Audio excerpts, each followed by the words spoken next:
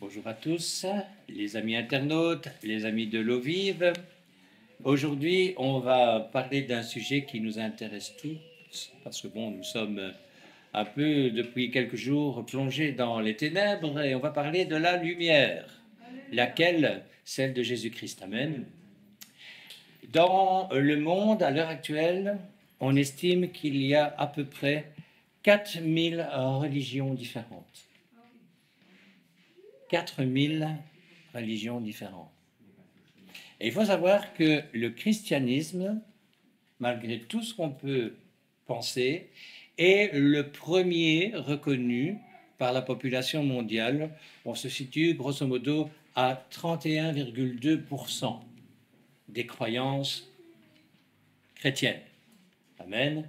Donc ça implique toutes les obédiences possibles et inimaginables. Amen. Pour l'islam, on est à 24,2%.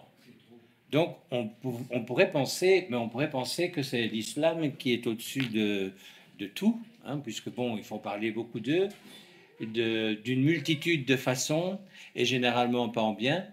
Mais voilà, ils ne sont pas aussi nombreux que nous. Alléluia, alléluia. L'hindouisme, à peu près 15%. Pourtant, l'Inde, c'est pas rien, hein. L'Asie, c'est immense. Eh bien, moi aussi, j'étais très surpris en constatant qu'effectivement, pratiquement inexistant, pas inexistant, mais 15%, c'est pas énorme. Et puis, en dessous de l'hindouisme, il y a le bouddhisme, et là, on est à 6,9%, disons 7%. Ce qui veut dire que malgré tout, qu'on le veuille ou non, le christianisme est loin au-dessus, en tous les cas, de ces religions les plus connues du monde. On va prendre le temps de voir les 4000 autres. Je pense que je vous l'avais déjà dit, mais ce n'est pas une blague. Il y a des adorateurs de l'oignon. Bon, c'est comme ça. Ça peut... Des adorateurs de l'oignon. Donc, ils adorent l'oignon pour ses bienfaits, pour... c'est une secte qui est connue dans le sud, pas dans le nord, dans le sud de la France. Mais voilà, chacun sait. L'homme a toujours cherché d'une manière ou d'une autre Dieu, son Dieu, le Dieu qui l'intéresse. Et ce qui est extraordinaire, c'est que le nôtre, c'est le seul qui est venu sur la terre pour nous dire ce qu'il voulait. Amen. C'est le seul qui a fait ça. Et souvent, on pose la question, mais tu trouves ça où vraiment dans la Bible? Et je suis étonné parce que souvent, ce sont des chrétiens qui me posent la question, alors que c'est un des livres qui devrait être le plus connu de la Bible, c'est celui de Jean. Pourquoi? Parce qu'il nous parle parfaitement de qui est Jésus-Christ. Et il nous parle dès le début au premier chapitre. Je vous lis. On prend le premier chapitre de Jean et on lit à partir du verset 1. Vous allez voir, il n'y a pas d'équivoque possible. On vous parle de Jésus là maintenant. Au commencement était la parole, et la parole était avec Dieu. Et la parole était Dieu, elle était au commencement avec Dieu. Toutes choses ont été faites par elle, et rien de ce qui a été fait n'a été fait sans elle. En elle était la vie, et la vie était la lumière des hommes. La lumière, lui, dans les ténèbres, et les ténèbres ne l'ont point reçu. Je pense que ce texte est suffisamment clair pour que tout le monde puisse comprendre qu'ici, on parle de Jésus-Christ. Amen. Quand on voit ce qui se passe à l'extérieur, on est loin de vivre dans nos pays. Je parle de nos pays, la Belgique et la France, puisque nous sommes limitrophes. On est loin de vivre cela. Pour le moment, on est en train de fêter la mort. Bon, c'est une idée comme les autres. Alors qu'il nous est possible de fêter la lumière. Alléluia. Ce sont des choix d'êtres humains. On est libre de croire en ce que l'on veut. Oui ou non? Est-ce que Dieu nous oblige à quelque chose? Mais ne sommes-nous pas suffisamment intelligents pour savoir ce qui est bien et mal dans cette affaire? J'ai entendu dernièrement dans un magasin une maman dire à son mari ou son copain, je ne sais pas, ou je crois que ça n'a pas d'importance, qu'il n'y avait pas de mal à fêter Halloween. Mais Halloween, qu'est-ce que c'est Halloween? On fête la mort, on fête un rite morbide, mais c'est depuis des années que ça existe. Et petit à petit, dans la vie qu'est la nôtre, on nous a habitués à ça. Quand vous regardez certaines séries télévisées, à la limite, la mort est tellement banalisée que ça ne fait même plus rien de voir ce qu'on nous montre. Hein, on découpe les gens, on les tue, on les massacre, on les pulvérise, et bon, ça ne fait plus d'effet. Pourquoi? Parce que c'est rentré dans les mœurs de la vie de tous les jours. Et c'est pas étonnant qu'on trouve mignon de voir les enfants aller quémander des bonbons en fêtant la mort, parce que c'est ce qu'ils font. Bon, bien sûr, ils ne se rendent pas compte, eux. Mais nous, les adultes, peut-être qu'on devrait, en tous les cas, en ce qui nous concerne, expliquer à ceux qui pratiquent ce genre de choses qu'il y a autre chose à pratiquer. Amen. Et quoi? Mais d'abord, pourquoi le faire? Pourquoi le faire? On parle de lumière aujourd'hui. Hein, le titre du message, c'est Jésus-Christ est la lumière. On va lire dans Éphésiens, le chapitre 5, verset 13. Donc, Éphésiens, chapitre 5, au verset 13. Ceci. Tout ce qui est réprouvé, donc qui n'est pas normal, qui n'est pas bon, tout ce qui est réprouvé apparaît en pleine lumière, car tout ce qui est ainsi manifesté est la lumière. Amen. C'est la lumière qui rend toute chose visible, on est d'accord? Sans lumière, on ne voit rien. La nuit, on est tous contents de vivre dans une époque où il suffit de pousser sur un bouton pour que la lumière vienne éclairer la chambre toute noire dans laquelle nous dormons, par exemple. Jésus-Christ est venu ici-bas pour éclairer les hommes et les femmes qui le désirent. Il n'est jamais rentré dans une dimension de forcer qui que ce soit ni quoi que ce soit, mais nous avons la possibilité de changer nos vies en écoutant et en mettant en pratique ce qu'il nous dit pour que notre chemin de tous les jours soit éclairé. Éclairé par qui? Par lui. Les hommes et les femmes, s'ils ont tellement cherché d'avoir des dieux, 4000 religions, reconnues. Ah, reconnues. 4000 religions, 4000 dieux. Les hommes savent qu'ils ont besoin d'avoir cette lumière devant leurs yeux pour ne pas trébucher sur le chemin de la vie. Tout peut arriver sur cette terre. Et si on n'a pas de quoi s'éclairer, je ne vous parle pas d'une lumière naturelle, je parle de la lumière surnaturelle de l'Esprit Saint, la lumière surnaturelle que Jésus-Christ nous a laissée quand il est parti. Je rappelle qu'il a dit aux hommes de cette époque-là que pour ces hommes-là, pour les hommes en général, pour nous maintenant, c'était génial de pouvoir le voir partir parce que ce qu'il allait demander au Père de nous envoyer allait être cette lumière qui allait nous éclairer. Je parle du Saint-Esprit. On ne doit pas être complice des ténèbres, frères et sœurs, parce que le fait de rentrer dans cette dimension de ne rien dire, de ne rien faire, ça veut dire que quelque part on accepte. On m'a demandé une fois un exemple concret.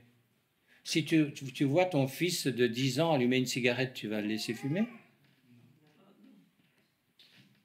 Pourtant, il peut être libre, comme toi, tu es libre de fumer si tu as fumé ou si tu fumes à ce moment-là.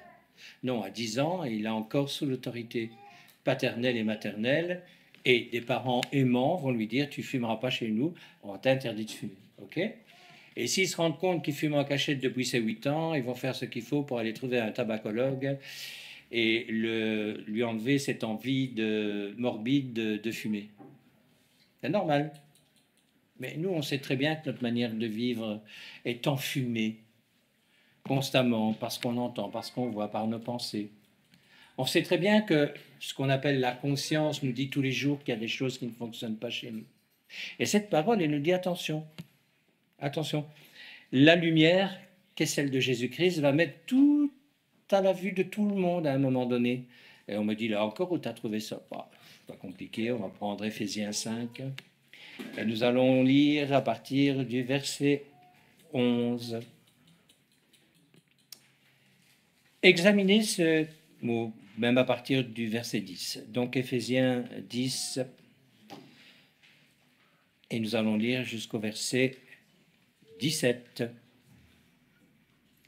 Examinez ce qui est agréable au Seigneur, et ne prenez point part aux œuvres infructueuses des ténèbres, mais plutôt condamnez-les. Donc c'est pas ferme les yeux, condamnez-les.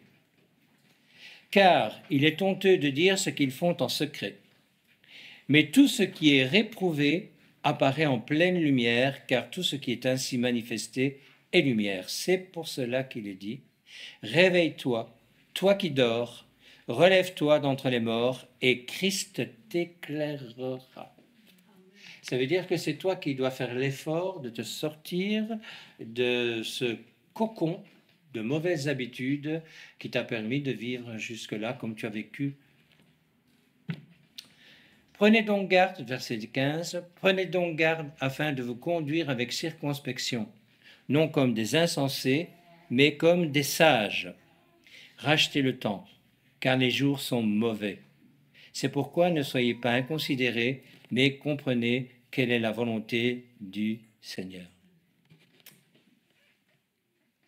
Le monde actuel cherche à dissimuler par tous les moyens possibles le péché, parce que c'est de ça qu'il s'agit. Le péché est camouflé par tous les moyens possibles. J'ai écouté un homme politique, je ne citerai pas son nom, qui disait que la guerre en Ukraine, en fait, n'était que le moyen de camoufler les énormes dettes de l'Europe qui est absolument incapable de résoudre le problème de cette dette, tellement ils se sont enfoncés, et que la seule chose qui pourrait remettre tout à zéro, c'est, entre guillemets, une bonne guerre. Le problème, c'est que la bonne guerre, c'est pas nos hommes politiques qui vont la faire. Les personnes plus âgées non plus, j'espère pour moi, mais tous nos jeunes. Vous croyez vraiment qu'ils méritent ça? Vous croyez vraiment qu'il n'est pas temps de dire, pas temps de commencer à dire à nos hommes politiques, notamment, ce que vous nous proposez là, c'est ténèbres. Quand je vous lis un texte comme celui-là, est-ce que vous croyez franchement que mes propos sont déplacés? Est-ce que vous croyez franchement que mes propos sont déplacés? Est-ce que nous, Église, il n'est pas temps de dire à ceux qui nous gouvernent, « Oh les gars, là, on commence vraiment à en avoir marre. » Qu'on soit dans une royauté ou une république, nos hommes politiques sont des hommes qui, à l'heure actuelle, vivent tout selon les codes bibliques. Amen. Mais nous sommes quand même plus de 30%. On ne nous entend jamais. On nous parle des persécutions musulmanes. Ça me fait marrer, mais on ne nous parle pas des persécutions chrétiennes. On a fait tout un pataquès avec ce qui s'est passé à Gaza. Effectivement, la mort d'innocents n'est jamais agréable, et certainement pas celle d'enfants ou de femmes qui n'ont rien à voir avec ce conflit. Mais c'est curieux, quand les Israéliens se sont défendus et ont attaqué Gaza, on en a fait beaucoup, on en a entendu beaucoup. Mais maintenant que la Hamas est en train de régulariser l'ordre en Palestine, c'est-à-dire massacrer les Palestiniens, il n'y a personne qui en parle. De temps en temps, on voit des vidéos qui filtrent des atrocités qu'ils commettent. Ils battent soi-disant leurs opposants. et ils les massacrent comme ils veulent, quand ils veulent, à la vue de tout le monde. Là, il n'y a pas de problème, c'est normal. Si un Israélien faisait ça, si vous voyez un jour un soldat israélien tuer un gars du Hamas comme il massacre les Palestiniens, c'est-à-dire qu'ils attachent leurs mains derrière leur dos, ils les mettent à genoux et on y va, quoi. Hein? Mais j'aime autant vous dire que, waouh, ça ferait le tour de tous les journaux télévisés. Mais nous, on ne dit rien. Examinez ce qui est agréable au Seigneur et ne prenez point part aux œuvres infructueuses des ténèbres, mais plutôt condamnez-les. Amen.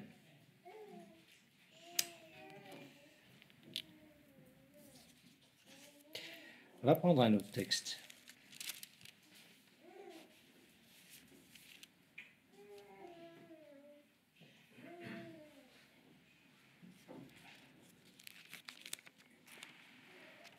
Dans 1 Jean, donc le livre de 1 Jean.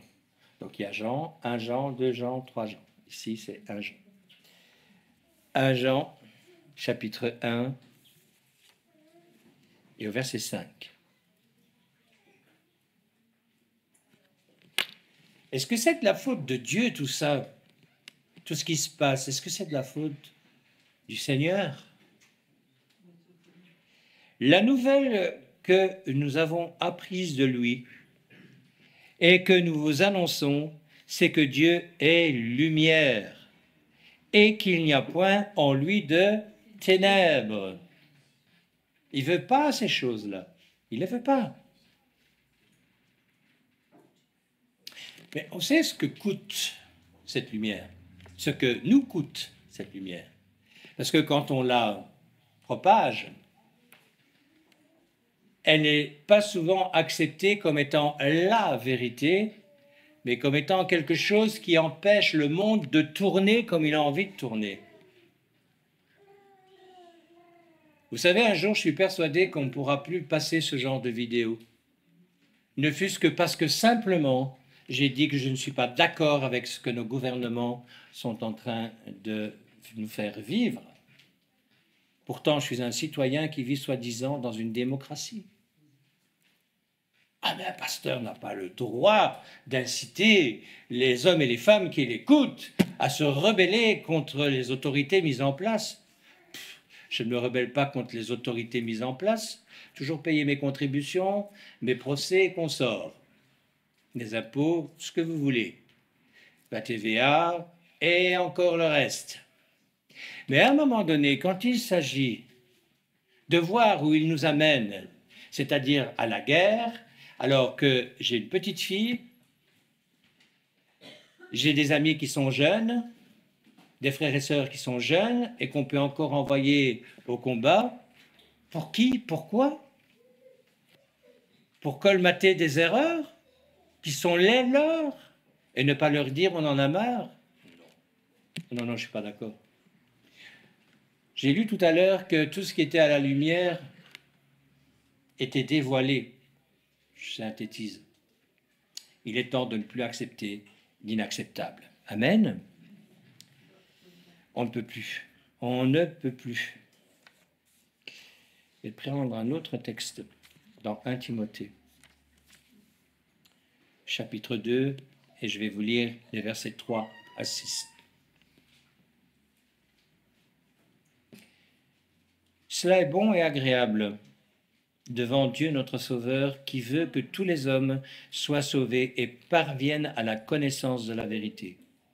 Car il y a un seul Dieu, et aussi un seul médiateur entre Dieu et les hommes, Jésus-Christ homme, qui s'est donné lui-même en rançon pour tous. C'est là le témoignage rendu en son propre temps. Les hommes de cette époque n'ont pas bien compris, ou n'ont pas voulu comprendre, ou ont trop compris ce qu'il était venu faire. Mais nous avons une chance exceptionnelle, c'est qu'on a la Bible qu'on peut encore lire en toute liberté et qui nous explique réellement ce qu'il est venu faire. Et maintenant, nous avons un choix. Le choix de lui dire oui ou non.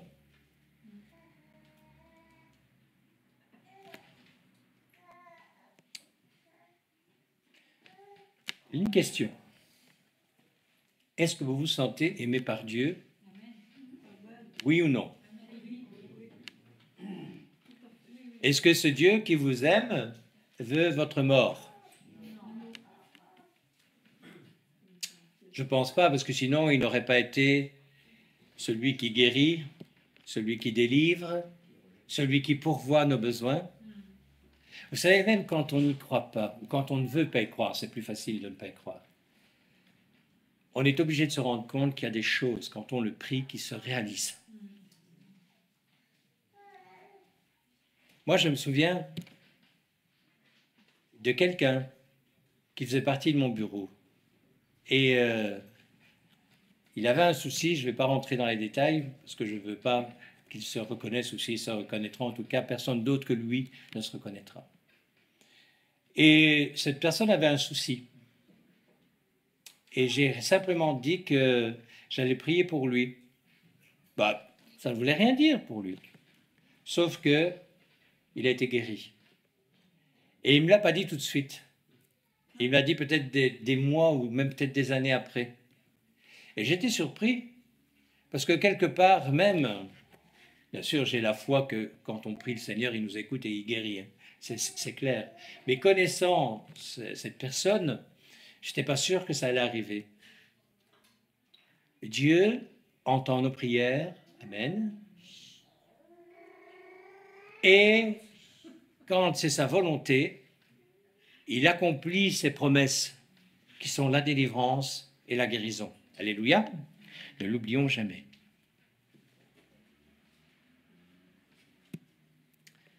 On a besoin de se reconnecter avec lui et de volontairement se déconnecter avec le monde qui nous entoure. Si tu es trop connecté au monde qui t'entoure, tu ne pourras pas te connecter avec lui. Parce que le monde, c'est comme la chair, est inimitié à l'esprit. Et si tu fais part,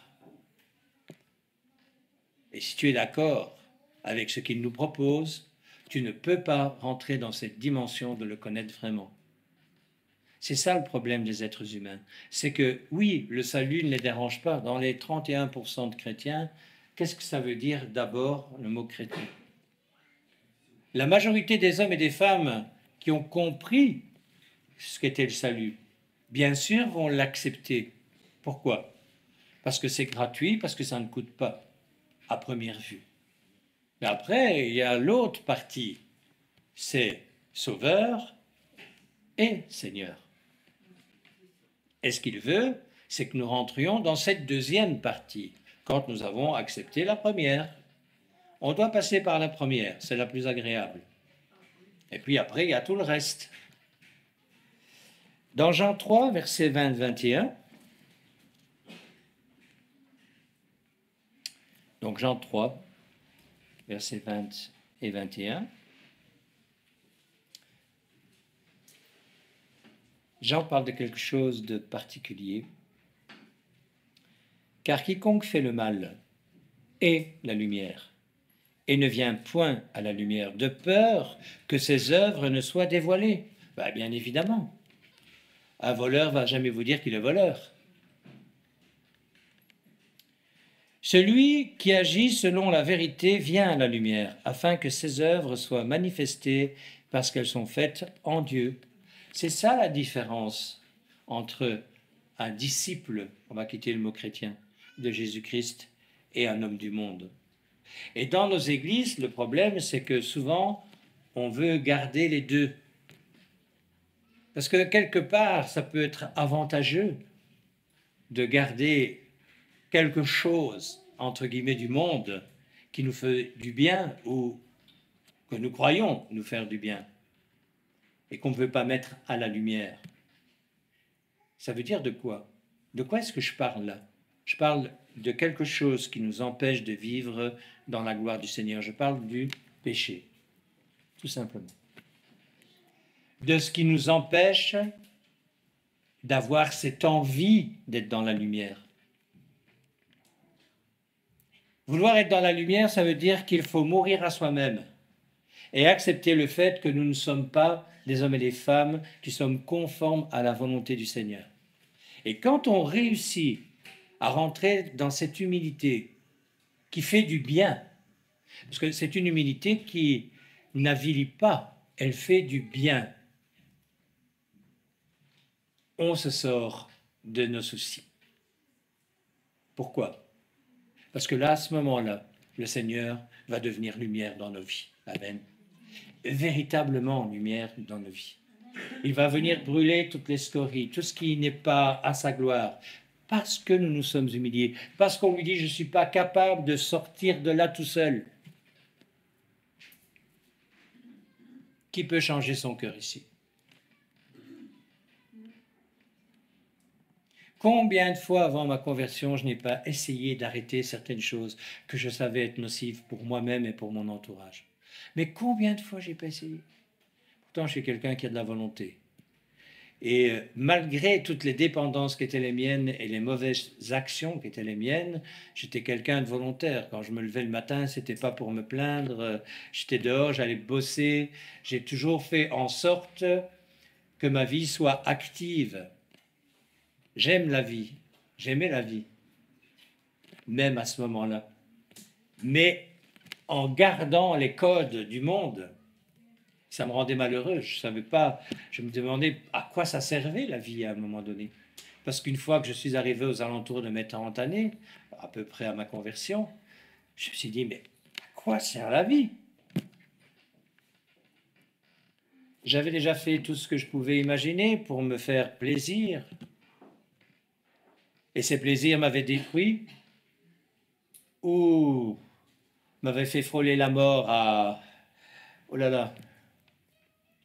Et je me rendais compte que, somme toute, à 30 ans, j'avais besoin encore plus de sensations, encore plus de choses à découvrir. Et je savais que ça n'allait jamais s'arrêter. Et je savais qu'un jour, ces choses que je cherchais allaient m'arrêter.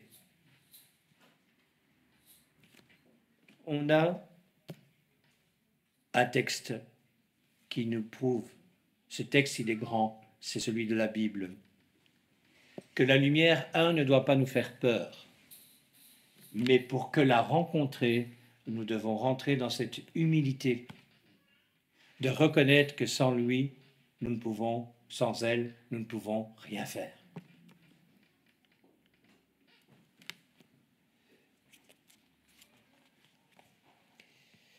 On revient dans 1 Jean.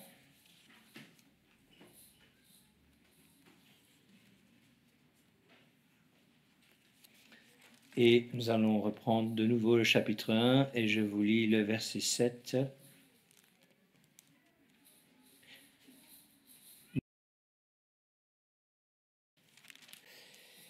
Comme il est lui-même dans la lumière, nous sommes mutuellement en communion. Et le sang de Jésus, son Fils, nous purifie de tout péché.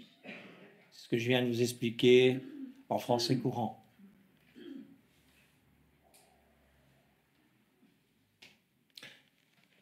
Cette lumière, elle n'est pas un juge qui nous condamne. Jésus nous a dit qu'il était venu pour sauver le monde et pas pour le condamner. Mais notre responsabilité est le fait que nous voulons être des hommes et des femmes sauvés par lui, volontairement. Il y a une chose qui est extrêmement importante et qu'il faudrait souvent rappeler dans nos assemblées. Le Seigneur n'a pas besoin de nous.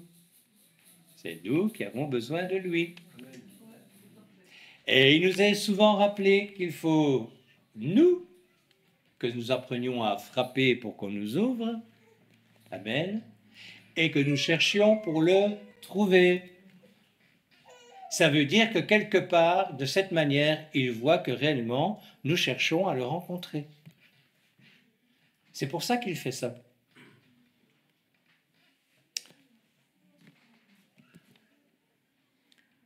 Confesser un péché, c'est l'exposer à la lumière, et les ténèbres, elles, s'en vont.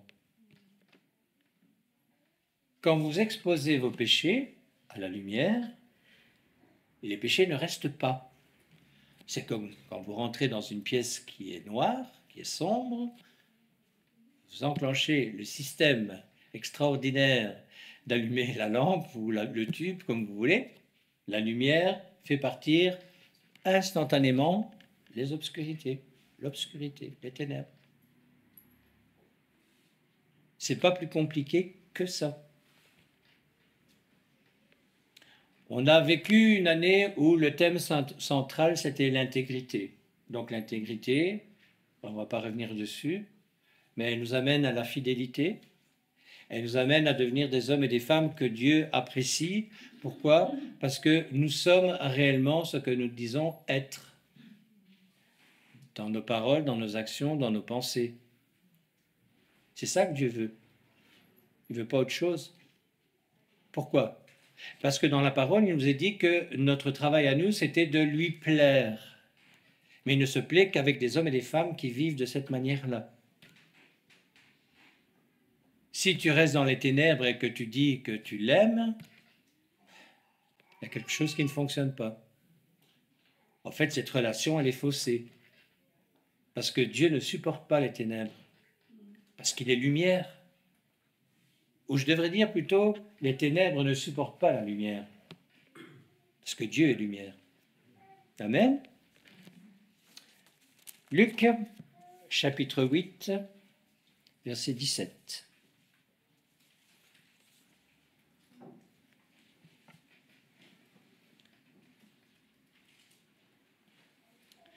Car il n'est rien de caché qui ne doive être découvert, rien de secret qui ne doive être connu et mis au jour.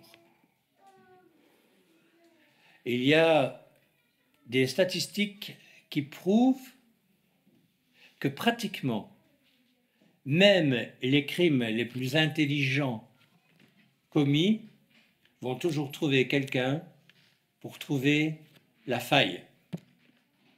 Alors c'est vrai qu'il y a des crimes qui n'ont jamais été résolus, il y en a même certainement beaucoup, mais on parle de la majorité des cas.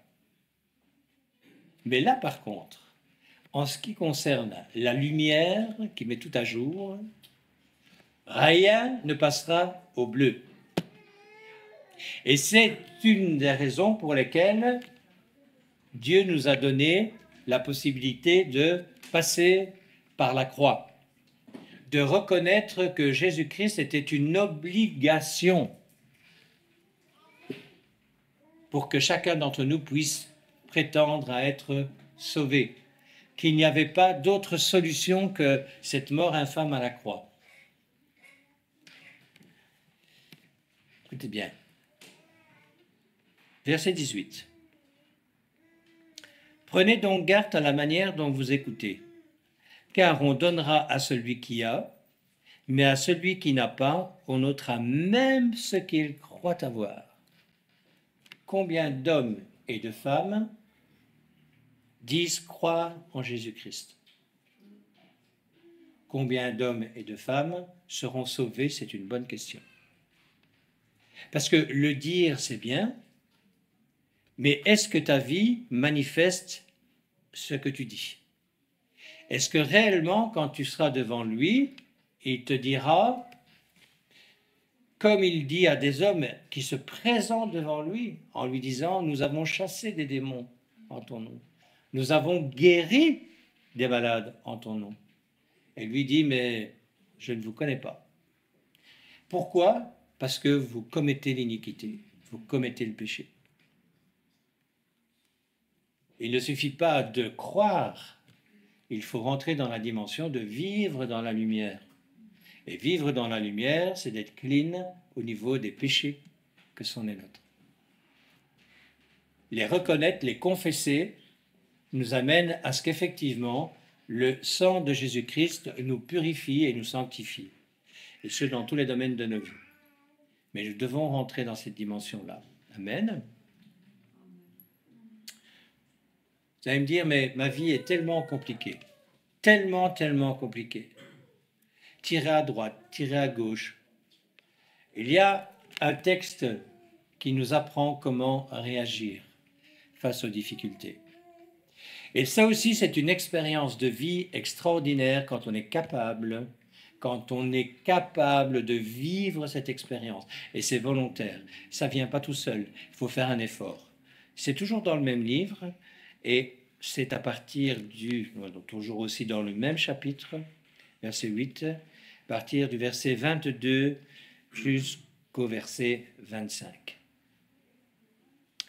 Un jour, Jésus monta dans une barque avec ses disciples. Il leur dit, passons de l'autre côté du lac. Et ils partirent. Donc on voit déjà que ce sont des hommes qui sont obéissants.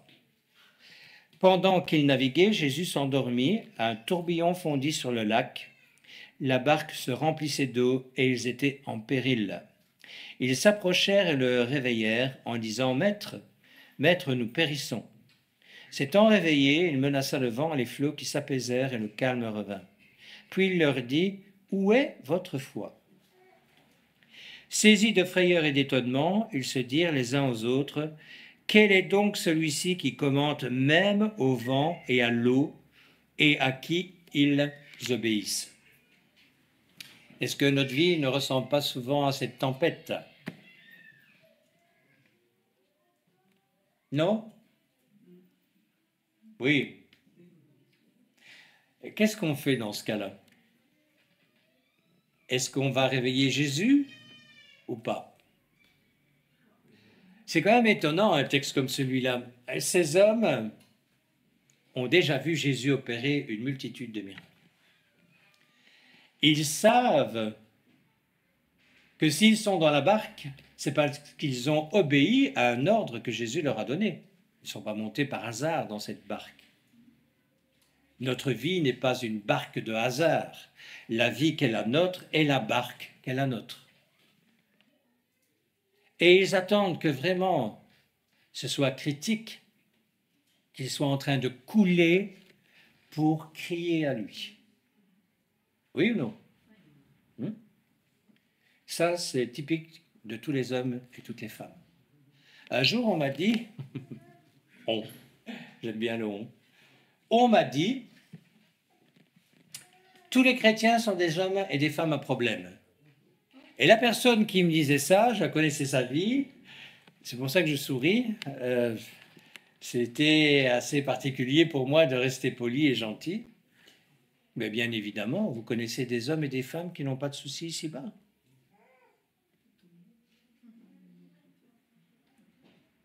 Quel est l'homme et la femme que tu rencontres qui n'a pas de soucis? C'est pour ça que la croix laquée sur le mur a existé il y a 2000 ans. Tous les hommes ont besoin de Dieu. Absolument tous les hommes. Pourquoi? Notre passage ici-bas, oh là là, ça va vite pour les plus anciens. Ça va très vite. On n'a pas le temps d'arriver on doit dire au revoir. Alléluia. Souvent, on oublie ces choses. Parce que nous, on s'installe pour une longue vie.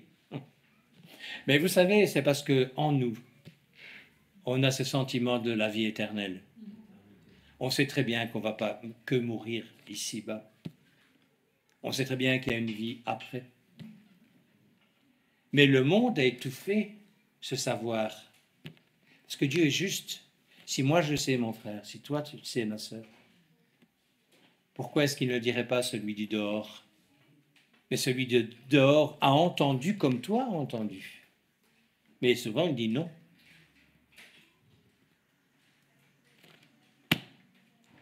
Nous avons un choix aujourd'hui. C'est celui de dire oui à Christ ou dire non. Et pas je verrai bien. Oui, on peut lui dire je verrai bien. Mais attention parce que la parole de Dieu nous dit qu'il vaut mieux être froid ou bouillant que tiède. Vous savez pourquoi? Parce que les tièdes, il les vomira de sa bouche. Oh. C'est quand même des phrases qui sont fortes de sens. Ça veut dire que le Seigneur n'accepte pas les tièdes. T'es bouillant, alléluia, c'est la meilleure des solutions. T'es froid, bon, ben ok, t'as fait un choix. Il va respecter ton choix. Mais tiède. Pourquoi? Parce qu'on est un peu perfide quand on est tiède. Je vous explique.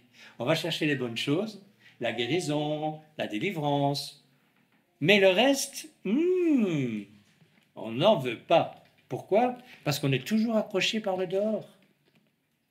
Par le qu'en dira-t-on. Un jour, on m'a dit, oh, les chrétiens, et des fifis, ils prient. Hein, il y a des hommes et des femmes faibles. Ça me fait marrer. Les hommes et les femmes faibles, ils sont dehors. Et il y en a tout plein.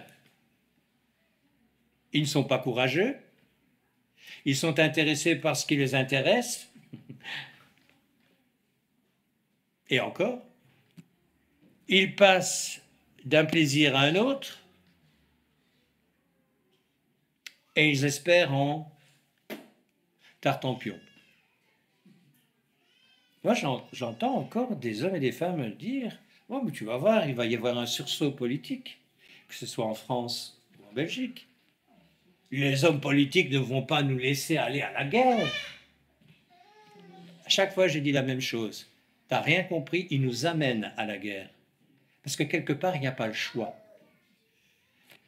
Ici, pour le moment, ce n'est pas Dieu qui commande ce qui se passe sur ce monde et dans ce monde. C'est Satan. Il est permissif. Pourquoi? Parce qu'il y a une promesse qui nous a été faite. Il est permissif, parce qu'il va nous renvoyer Jésus-Christ. Alléluia. Qui va venir reprendre les choses en main. Maranatha. Mais là encore, foutaise.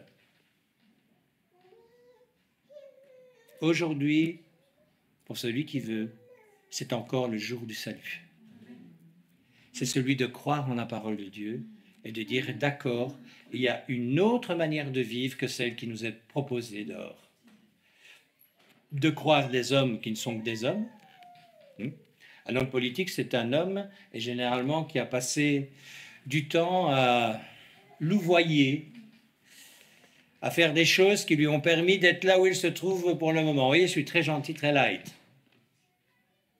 Mais les siècles, depuis 2000 ans, bien avant d'ailleurs, nous montrent que ces hommes sont incapables de faire fonctionner le monde convenablement. Amen. Amen. Si on ne prend que depuis 14-18, mais le nombre de guerres qu'il y a eu. Parce que nous, en Europe, on est tranquille. Hein? On a eu 1940, 1945, oui, il y a eu le Kosovo, il y a eu toutes ces guerres européennes, mais pas tout près de chez nous. Ok? On n'en a pas souffert véritablement. Mais le monde est en guerre continuellement. La paix n'a jamais existé sur ce monde. Jamais, jamais. Alors, Maranatha, alléluia. Amen. Voilà, les amis internautes, je vous salue. J'espère que ce message peut remettre certains d'entre vous en question par rapport à la foi qui est la nôtre. Et je rappelle pour ceux de l'Assemblée de l'eau vive qui ne sont pas avec nous aujourd'hui que nous avons notre réunion de prière demain à 20h et notre réunion d'enseignement ce mercredi à 19h30. Soyez bénis, passez tous une bonne semaine et à très bientôt.